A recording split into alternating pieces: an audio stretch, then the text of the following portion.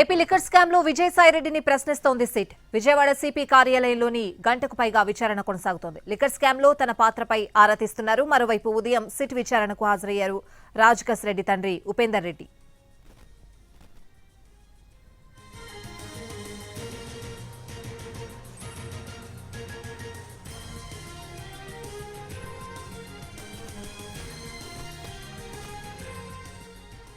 AP liquor scam లో విజయసాయిరెడ్డిని ప్రశ్నిస్తోంది SIT. Vijayawada CP కార్యాలయంలో గంటకు పైగా విచారణ కొనసాగుతోంది. విచారణకు సంబంధించిన పూర్తి అప్డేట్స్ అడిగి తెలుసుకుందాం. మా ప్రతినిధి శ్రీకాంత్ లైవ్ లో ఉన్నారు. శ్రీకాంత్, లిక్కర్ స్కామ్కి సంబంధించి మాజీ ఎంపీ విజయసాయిరెడ్డి విచారణ అయితే సిట్ ఆఫీసులో అయితే కొనసాగుతుంది. 2 గంటల సమయానికి సిట్ అధికారుల దగ్గర విచారణకి విజయసాయిరెడ్డి హాజరయ్యారు. గంటకు పైగా సమయం నుంచి అయితే ఆయన విచారణ అయితే కొనసాగుతుంది. మరొక గంటన్నర సమయం కూడా విచారణ కొనసాగే అవకాశాలు ఉన్నట్టుగా మనకి తెలుస్తుంది. ఎందుకంటే గతంలోనే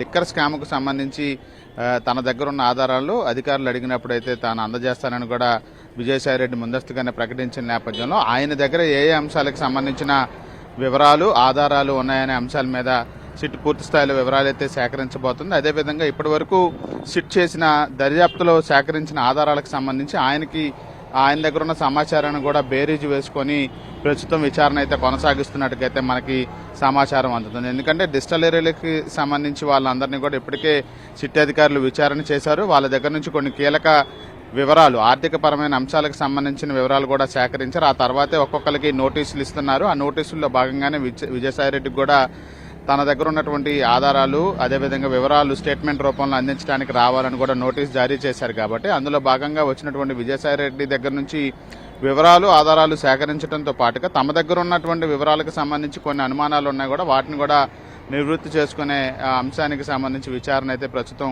కొనసాగుతుంది. మరోవైపు ఇదే కేసులో కీలకంగా ఉన్నటువంటి కసిరెడ్డి రాజశేఖర్ రెడ్డి తండ్రి ఎవరైతే ఉన్నారో ఉపేందర్ రెడ్డి విచారణ కూడా ఉదయం నుంచి కొనసాగుతుంది. ఉదయం 10:30 నుంచి 1:30 వరకు విచారణ జరిపారు. ఆ తర్వాత లంచ్ బ్రేక్ టైం ఇచ్చి తర్వాత మళ్ళీ 2 గంటల సమయం తర్వాత నుంచి కూడా మళ్ళీ ఆయన్ని విచారిస్తున్న పరిస్థితి. ఒకే కార్యాలయంలో ఇద్దరిని కూడా విడివిడిగా సిట్ అధికారులు కూడా విచారిస్తున్న నేపథ్యంలో విజయసాయిరెడ్డి విచారణ పూర్తయిన తర్వాత మీడియాతో మాట్లాడే అవకాశాలు ఉన్నాయి.